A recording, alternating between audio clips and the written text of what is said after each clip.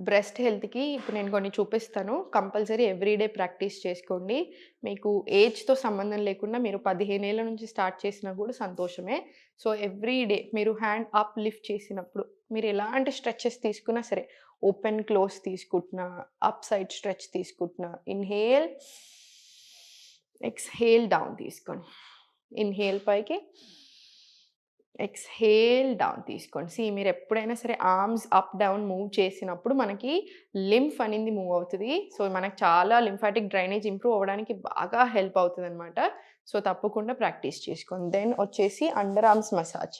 So, arm pits actually బాగా important role play చేస్తాయి మనకి బ్రెస్ట్ హెల్త్‌లో. So, up and down just తీసుకున్న తర్వాత మసాజ్ తర్వాత ట్యాపింగ్ తీసుకోండి. Both sides massage and tapping తీసుకోండి. అండ్ తర్వాత ఎవ్రీ వీక్ అట్‌లీస్ట్ వన్స్ మీకు వీక్లీ వన్స్ కుదరకపోతే మంత్లీ ట్వైస్ అయినా సరే అభ్యాంగం తీసుకోండి. నువ్వుల నూనెతోటి బ్రెస్ట్ మసాజ్ తీసుకోండి. మనకు అగైన్ చాలా చాలా మంచిది. టిష్యూస్‌కైనా సరే అన్నిటికి కూడా బాగా హెల్ప్ అవుతుంది.